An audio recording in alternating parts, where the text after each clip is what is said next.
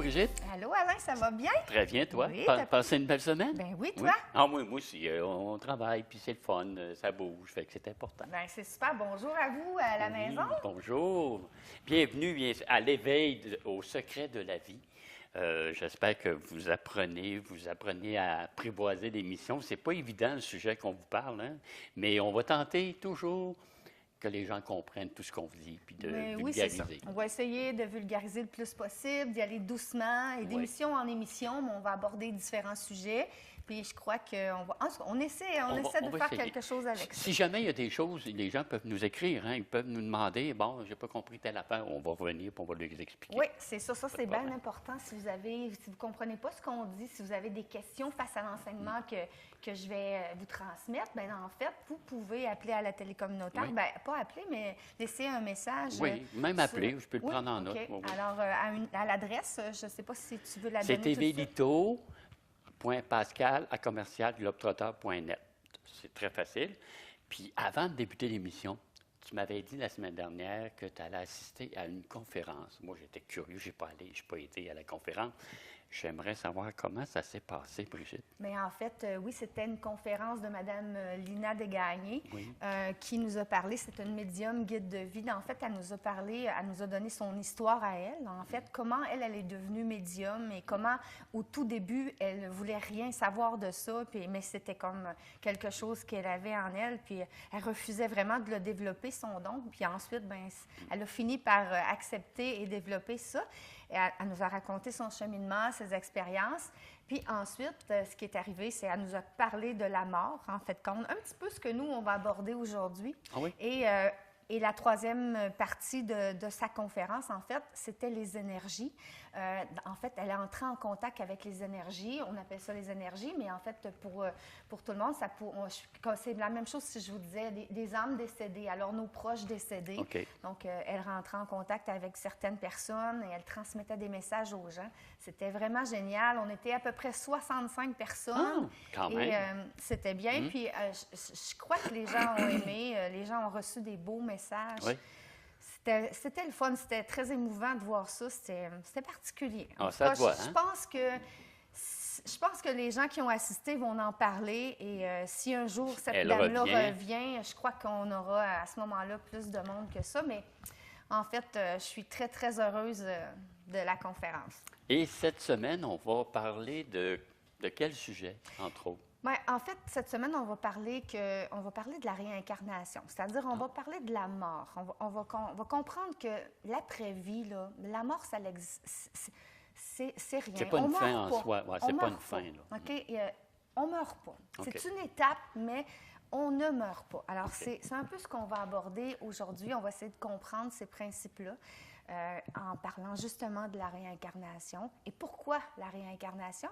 C'est que, bien, c'est ça. On n'a pas qu'une seule vie pour vivre sur Terre, pour venir expérimenter des choses. Je trouve que si on n'avait qu'une seule vie pour venir expérimenter des choses sur Terre, moi, je verrais ça un peu comme de l'injustice. Bien, ça serait ça aussi, à quelque part. Bien, moi, je verrais ça un peu comme de l'injustice parce que je me dis, pourquoi certaines personnes vivent dans la souffrance, vivent dans des difficultés extrêmes, et pourquoi d'autres vivent dans la richesse? Alors, ça serait quoi cette injustice-là? Pourquoi en une seule vie, pourquoi certaines personnes vivraient des difficultés et les autres dans la richesse? Ça serait comme une inégalité face aux êtres humains. Alors, mais c'est pas comme ça que ça marche. Avec le principe de réincarnation, vous allez voir que, dans le fond, il n'y a rien qui arrive pour rien.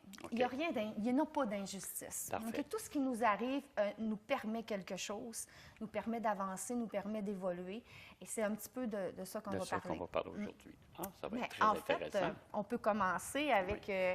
si je vous dis que c'est certain que le principe de réincarnation... c'est les croyances en la réincarnation, ça date de très longtemps. En fait, les hindous, si je regarde les traditions religieuses, les hindous croyant en la réincarnation, les bouddhistes aussi, et ils croient toujours, en fait. Et il y a même la religion du christianisme dans les tout débuts,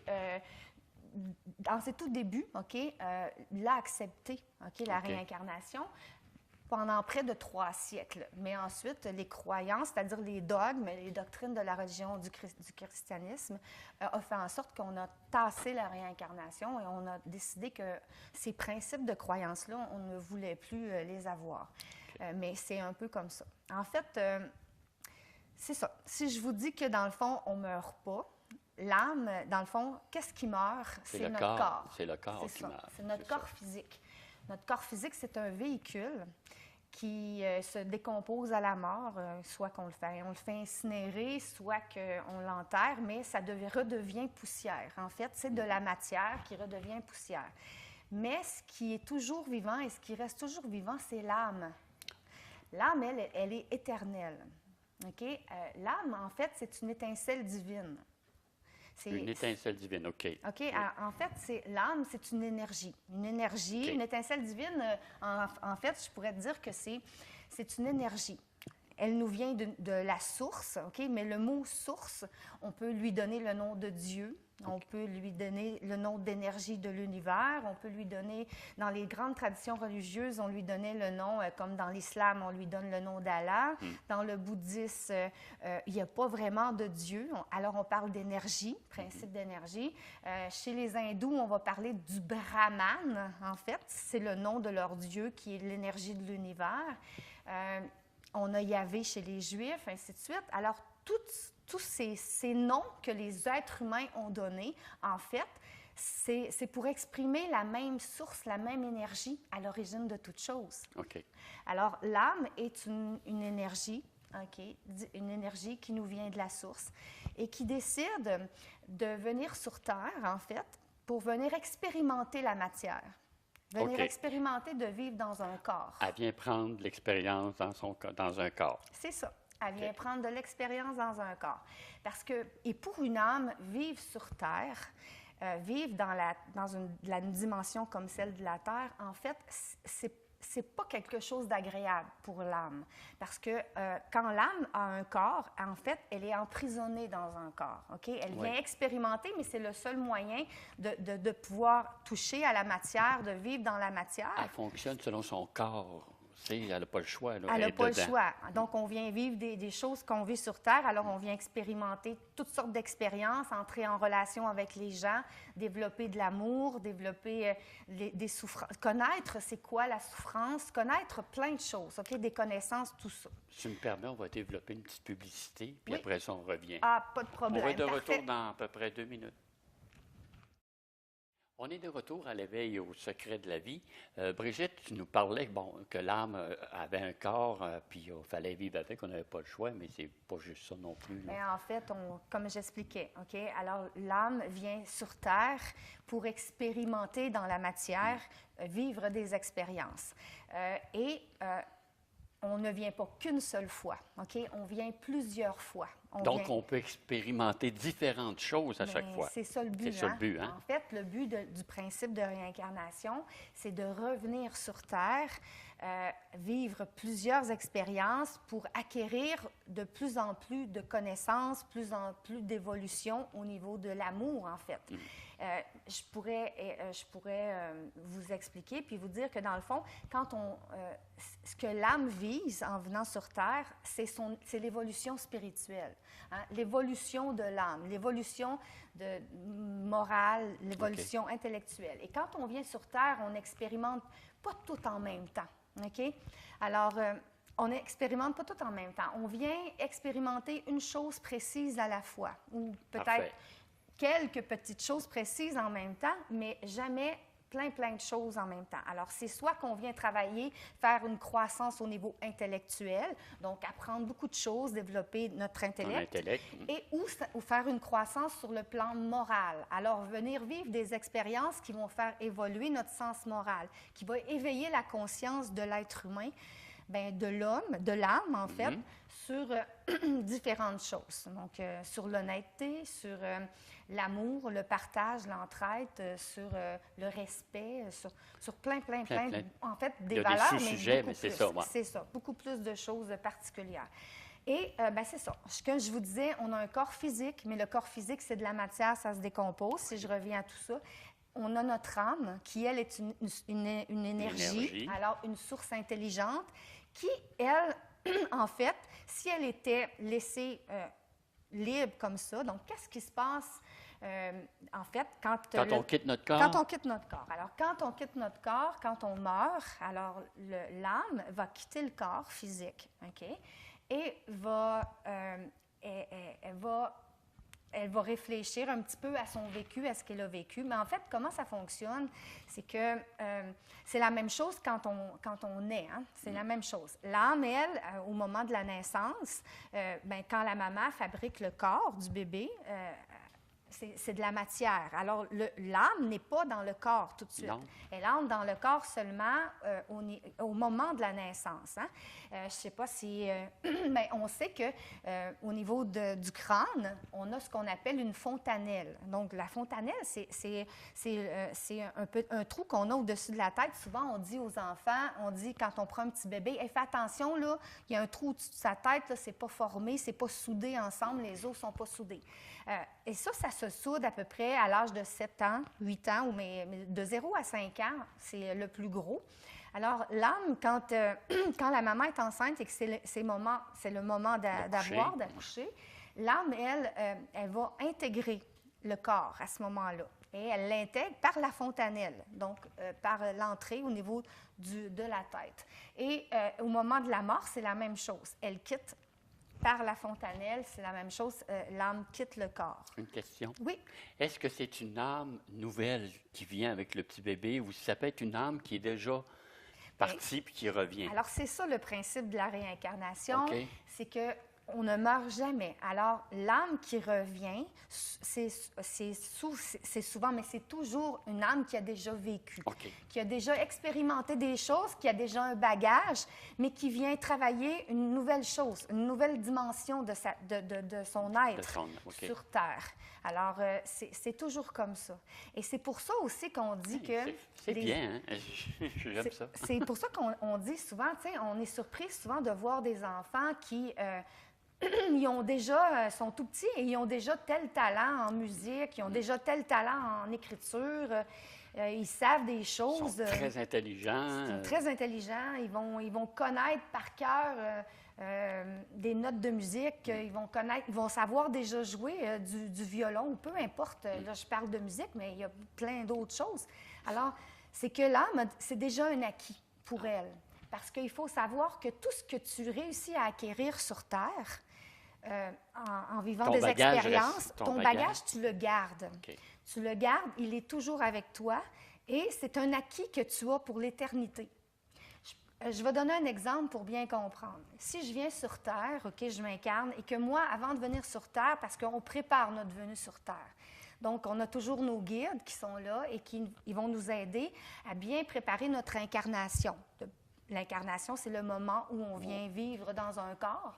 Alors, on prépare ça d'avance. Alors, on choisit nos parents, on choisit qui va être notre maman, qui va être notre papa. Ah oui. On va même décider nous-mêmes de notre nom en tant qu'âme. On décide et on va insulfer, on va souffler à nos parents la pensée de nous appeler de telle façon parce que nous, on veut s'appeler de telle façon. Et alors, c'est ça. On prépare très bien ce qu'on vient travailler. Alors, si l'âme décide que dans ses anciennes vies, l'âme a eu un problème d'alcoolisme, mettons que c'est très problématique chez eux. Un gros défaut de l'expérimentation sur Terre. Donc, cette âme-là, la dépendance à quelque chose. Alors, quand elle vient, elle se prépare avec son guide, elle va préparer et elle va choisir des parents en fonction de ça.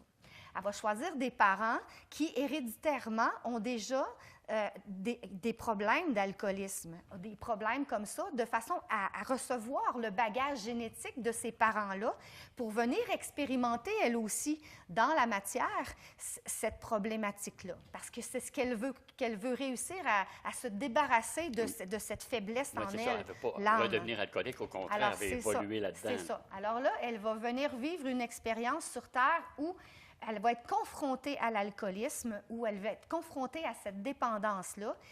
Et c'est certain que toute sa vie, elle va devoir elle va devoir travailler à s'en combattre libérer. cette dépendance-là. Et si elle réussit, l'âme, à le faire, et qu'elle cesse de boire et qu'elle se sort de ses problèmes face à ça, parce que la vie va se charger de mettre sur sa route Des bâtons. des événements, des circonstances, des expériences, des gens, pour qu'elle soit confrontée à sa problématique, de façon à ce qu'elle puisse évoluer.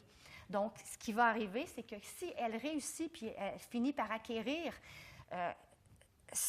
Le potentiel de savoir libérer de de se ça. libérer de cette dépendance-là, c'est un acquis qui va être éternel. Alors, elle aura beau, dans une autre vie, revenir dans un milieu d'éducation, dans un milieu, dans une famille où on a l'alcoolisme, elle n'aura plus jamais ce besoin-là. Ça va être un Elle va acquis être libérée éternel. de ça. Ça va être la même affaire au niveau de l'honnêteté.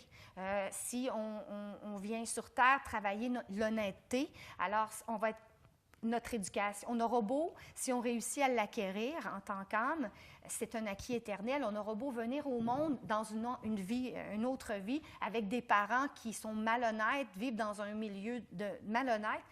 Nous, c'est un acquis éternel, on ne le sera pas malhonnête. Alors, l'honnêteté on va va prendre être là. une petite pause, Oui, Brigitte, pas de puis on problème. revient tout de suite après. C'est captivant, hein? Reste avec nous. Nous voilà de retour. Et Brigitte, j'avais une petite question pour relancer notre discussion. Si, mettons, on dit que l'âme, est là pour apprendre et vivre des expériences et se nourrir, mais quand on est tout neuf, là, comment ça fonctionne? On n'a pas d'expérience dans rien, on ne sait pas trop comment ça fonctionne, ça? Oui, mais je vais essayer un peu de t'expliquer ça. En fait, l'âme, à l'origine, quand la source crée les étincelles divines, alors les âmes, ces âmes-là sont créées sans tendance, aucune tendance vers le bien ou vers le mal. Et c'est d'incarnation en incarnation que l'âme va emmagasiner un bagage karmique, en fait. Elle va emmagasiner des expériences. Et comme quand on vit sur Terre, on pose des gestes, on pose des actions, on développe des relations avec les gens, on emmagasine un karma, on emmagasine un bagage, un bagage qui, elle, reste avec nous tout le temps. Donc, c'est ça. Alors, les premières âmes qui sont créées, en fait, je pourrais expliquer, c'est un peu comme les premières espèces d'êtres humains qui ont été créés, comme les hommes préhistoriques, ces choses-là. Alors, l'éveil à la conscience, ça s'est fait graduellement. L'âme développe tranquillement cet éveil de conscience-là. L'exemple le plus que je pourrais vous donner, les hommes de Cro-Magnon, en fait, il y avait aucune conscience vraiment éveillée, mais ils enterraient quand même leur mort. Les gens. Hein? Alors, pourquoi? Alors, c'était quand même une étincelle de curiosité, une étincelle.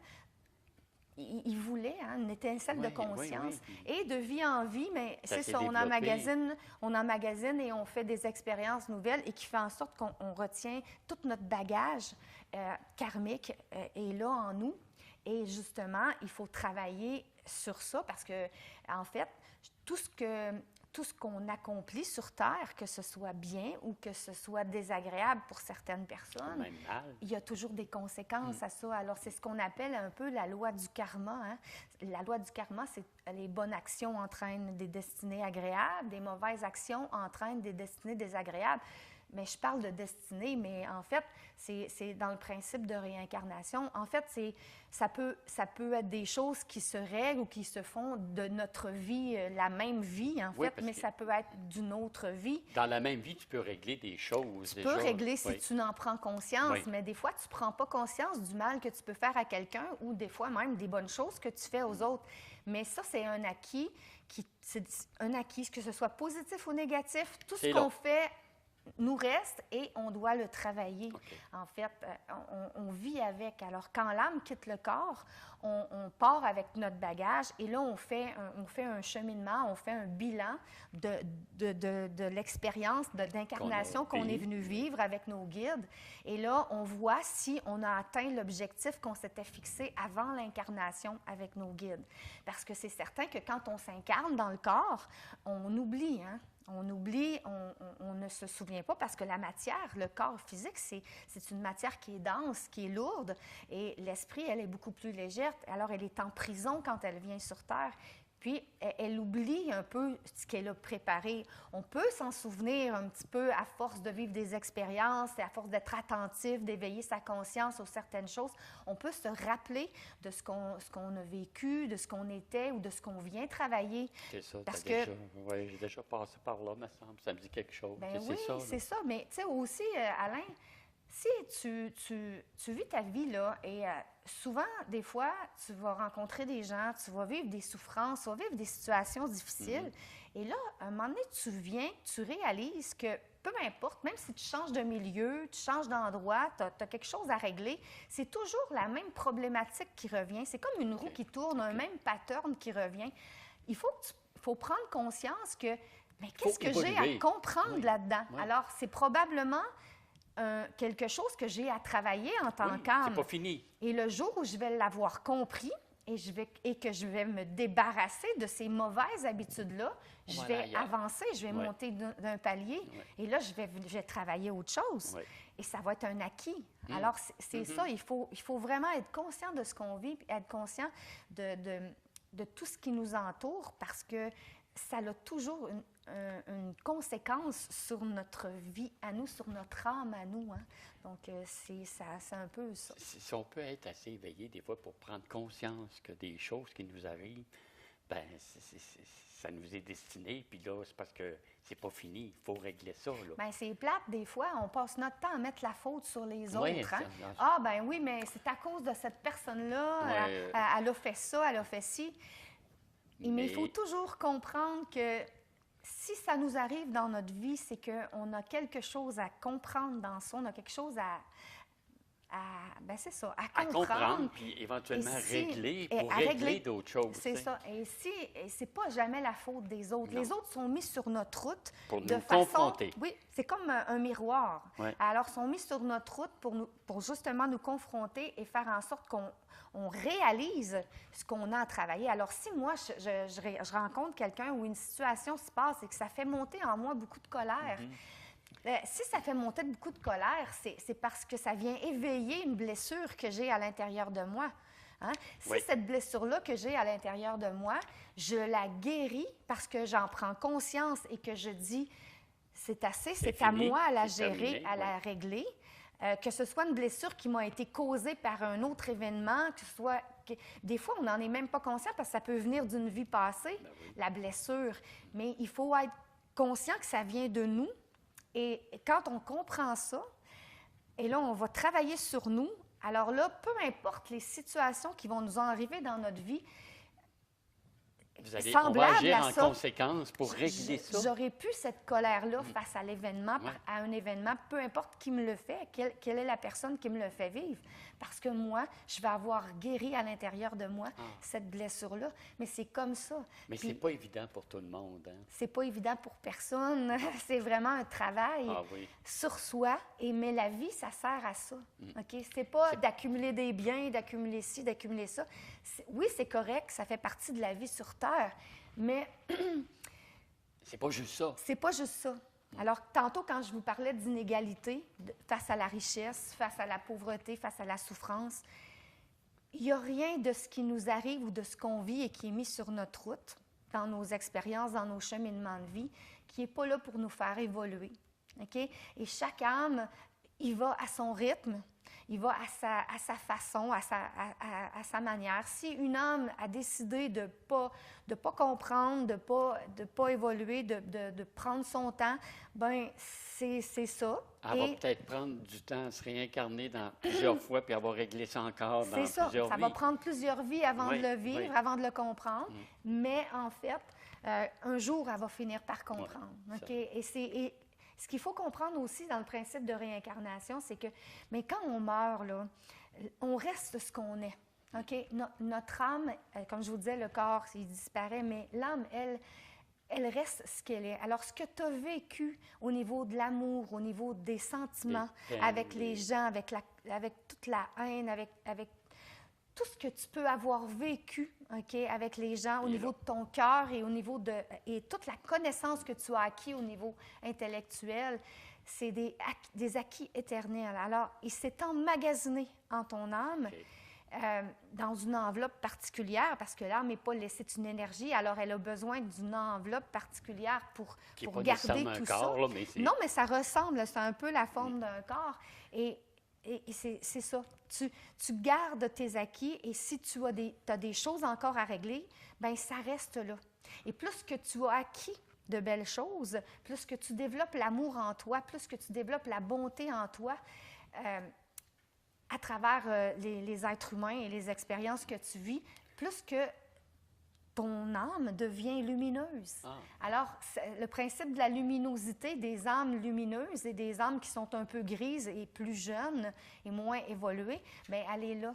Plus que tu développes l'amour, plus que tu développes la bonté en ton âme, plus que tu deviens lumineux, jusqu'au jour où tu n'aies plus besoin de te réincarner sur Terre et que tu deviens un être de lumière, à l'exemple de Jésus, Mère Teresa, qui était probablement dans cette vie-ci, Mère Teresa, à sa dernière vie sur Terre. Hein, c'est une âme qui est devenue une âme très lumineuse.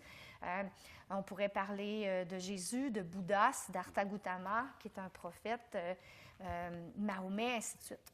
Tu n'avais pas une petite histoire? C'est parce qu'elle nous raconte toujours des petites histoires. Oui. J'aimerais ça. Puis comme le temps file, j'aimerais ça qu'on finisse l'émission avec une belle petite histoire encore. Mais oui, c'est parfait. Alors, les gens, s'ils ont des questions face à ce qu'on a raconté aujourd'hui, qu'on a expliqué, vous avez des questions, gênez-vous pas, ça va nous faire plaisir. Ça va vraiment me faire plaisir d'essayer de compléter, parce que dans le fond, je ne dis pas tout. Ça va vite. Hein? Oui, ça va vite. Mais c'est ça. Alors, je terminerai en fait, avec une petite histoire, c'est l'histoire du vieux Jack. En fait, on ne sait jamais, tout ce qu'on fait aux gens, tout ce qu'on fait aux autres, on ne sait jamais quand ça va nous être rendu. Parce que ça va nous être rendu. Parce que ça nous est rendu, que ce soit bon ou mauvais, on est toujours responsable et la vie se charge de nous faire comprendre ce qu'on a fait aux autres. Alors, en fait, la source, alors la vie, moi je dis la vie, mais l'univers, la source divine, OK, elle peut nous rendre au centuple tout ce qu'on fait aux autres. Alors en fait, Jack, c'est un homme sans abri, OK? Tout à coup, il est sur le bord de la rue et là, il lève sa tête lentement puis il regarde. Il y a une dame qui est visiblement habillée très, très raffinée, OK? Elle a un manteau neuf, elle est très belle, elle fait un beau sourire, elle est très, très éclatante. Et là, la première pensée de Jack, quand il la voit, bien, il dit, voyons, qu'est-ce qu'elle me veut, cette madame-là, en fait? Puis là, est-ce qu'elle veut se moquer de moi? Il n'est pas bien là-dedans. Fait que là, il lui dit, laisse-moi tranquille. OK? À son regard étonné, elle reste là. Elle lui sourit de ses dents droites et éclatantes, la madame. « Vous avez faim? » demande-t-elle. « Non, répondit-il avec sarcasme. J'arrive même de manger avec le président. Allez ficher le camp. » Alors, Jack, il est un petit peu rebelle et il dit ça. La dame sourit encore plus. Soudainement, l'homme sentit une douce main sur son bras. « Qu'est-ce que vous faites? »« Madame, demande l'homme fâché, donc Jack. J'ai dit, fichez-moi la paix. Juste à ce moment-là, un policier arriva. Quelque chose ne va pas, madame, demande-t-il. Ah, aucun problème ici, officier, répondit la dame. J'essaie simplement d'aider cet homme à se relever. Voulez-vous m'aider? Le policier se gratta la tête. Ah, c'est le vieux Jack. Il fait partie des meubles dans le coin depuis quelques années. Qu'est-ce que vous lui voulez? Voyez-vous la cafétéria là? Je vais aller lui chercher une bouchée et l'amener un peu au chaud. Ça va pas, non, la dame, les sans-abri, il résiste, puis il dit, ça va pas, là, la dame. Hein? Je veux pas y aller, surtout pas là. Il sentit à ce moment des mains fortes qui l'empoigna sous les bras pour le soulever. Laissez-moi, officier, j'ai rien fait. C'est une bonne offre pour toi, Jack, que la police lui dit. Ne manque pas ça. Finalement, non pas sans difficulté, la femme et le policier aidèrent Jack à se rendre à la cafétéria et l'installèrent à une table en retrait dans un coin. C'était au milieu de la matinée, après l'achalandage du petit déjeuner. La plupart étaient partis et les prochains pour le dîner n'arrivaient pas encore. Le gérant traversa et se tint près de la table. « Qu'est-ce qui se passe, officier? » demanda-t-il. « Qu'est-ce que c'est tout ça? Est-ce que cet homme a des problèmes? » « Cette dame a amené cet homme pour le nourrir, » répondit le policier. « Ah, pas ici, » le gérant répondit fâché. « Ce type de personne nuit aux affaires. » Le vieux Jack sourit avec un sourire édenté. « Vous voyez, la dame, je vous l'ai dit, maintenant laissez-moi partir. Je vous l'avais dit que je voulais pas venir ici. » La dame se tourna vers le gérant de la cafétéria en souriant et lui dit « Monsieur, vous connaissez Aidé et Associés, l'institut bancaire sur la rue... Elle nomme le nom de rue. 138. Ah oui, sur la 138, non? Elle dit « Ah oui, bien sûr, je la connais, » répondit le gérant impatient. « Ils viennent ici pour leur réunion hebdomadaire dans une de mes salles de banquet. Et vous faites de bons revenus en fournissant la nourriture à ces réunions hebdomadaires. Hein? Mais de quoi vous mêlez? » qu'elle pose. « Mais monsieur, je suis Pénélope Aidé, présidente et PDG de la compagnie. » La dame sourit encore. « J'ai bien pensé que cela changerait les choses. » Elle jeta un coup d'œil au policier qui était occupé à étouffer de rire. « Aimeriez-vous vous joindre avec nous avec une tasse de café et un repas, officier? » « Non, merci, madame, » répliqua le policier. « Je suis en service. Peut-être alors voulez-vous emporter un café? »« Ah oui, madame, ce serait vraiment bien. » Pardon. Alors le gérant de la cafétéria se tourna. « Je vous apporte un café tout de suite, officier. » Le flic le regarda s'en aller. « Vous l'avez mis à sa place, dit-il à la dame. Oui. Hein? Ce n'était pas mon intention, croyez-le ou pas. J'ai mes raisons pour tout cela. » Elle s'assit à la table en face de son invité, étonné, et le fixa intensément. « Jack, vous souvenez-vous de moi? » Le vieux Jack, furetant son visage et de ses yeux encrassés, « Je pense que oui, vous m'avez l'air familière. » « J'ai vieilli un peu, peut-être, dit-elle. Souvenez-vous, il y a une trentaine d'années, vous travailliez ici. Je suis entrée par cette porte et j'avais froid et faim. « Vous, madame? » demanda le policier. Il ne pouvait pas croire qu'une dame aussi magnifique ait pu avoir faim. « Je venais de terminer mes études, » commença la dame. « Je suis venue en ville pour chercher un emploi, mais je ne trouvais rien. Finalement, je n'avais plus un sou et je me suis fait éjecter de mon appartement. J'ai erré dans les rues pendant des jours. C'était en février et j'avais froid et je mourais presque de faim. J'ai vu cet endroit et pensé que j'aurais la chance de pouvoir y manger. C'est là que je vous ai rencontré. » Jack s'éclaira d'un sourire. « Ah, là, je me souviens, dit-il. Je servais derrière le comptoir. Vous êtes venu et demandé si vous pouviez travailler pour un repas. Et j'ai dit que cela allait à l'encontre des règlements de la compagnie. Je sais, continua la femme. À ce moment-là, vous m'avez donné le plus gros sandwich au rôti de bœuf que j'ai jamais vu et une tasse de café et dit d'aller à la table du coin et d'en profiter. J'avais peur que cela vous cause des ennuis. Et puis, je vous ai vu regarder alentour et je vous ai vu déposer dans la caisse le montant de ma nourriture. J'ai su alors que tout irait pour le mieux. Depuis, vous avez construit votre propre entreprise, demanda le vieux Jack. J'ai obtenu un emploi l'après-midi même, puis j'ai monté en échelon. Ensuite, j'ai créé ma propre entreprise et avec l'aide de Dieu, cela a prospéré. Elle ouvrit son sac à main et en sortit une carte d'affaires. « Quand vous aurez fini ici, je veux que vous alliez voir M. Lyon. Il est le directeur des ressources humaines de ma compagnie. Je vais aller lui parler et je suis certaine qu'il vous trouvera un emploi à votre mesure. » Elle sourit. « Je pense qu'il aurait même les fonds à vous prêter pour que vous puissiez vous acheter des vêtements et vous trouver un endroit où loger jusqu'à ce que vous puissiez vous débarbouiller. Si vous avez besoin de quoi que ce soit, ma porte est toujours ouverte pour vous. » Le vieil homme avait les yeux remplis de larmes. « Comment je peux vous remercier? »« Ne me remerciez pas, dit la femme. La gloire va à Dieu. Il m'a conduit à vous. Chacun récolte ce qu'il sème. Parfois, il faut plus de temps, mais Dieu veille. » À l'extérieur de la cafétéria, l'officier et la femme s'arrêtèrent à l'entrée avant de partir chacun de leur côté. « Merci pour toute votre aide, officier, dit-elle. « Au contraire, Madame Aidé, dit-il. « Merci, j'ai vu un miracle aujourd'hui, quelque chose que je n'oublierai jamais, et merci pour le café. Excellente journée et que Dieu vous bénisse toujours. Et rappelez-vous que lorsque vous tendez la main, on ne sait jamais de quelle façon cela reviendra. Dieu est si grand qu'il peut recouvrir tout le monde avec son amour et il peut être si petit qu'il peut se nicher dans votre cœur. Ah, c'est beau. Merci Alors, beaucoup, c'était Brigitte. ma petite histoire de Jack. Ah, c'est beau. Alors voilà, c'était notre émission cette semaine. On vous donne rendez-vous la semaine prochaine pour une autre émission. Si jamais vous avez des questions, gênez-vous pas. Envoyez-nous-la à tvlito.pascal@commercialglobetrotter.net et on va se faire un plaisir de vous répondre. Alors, merci encore, Brigitte. Hey, merci à vous. Oui. Bonne semaine. Bye-bye. Bye.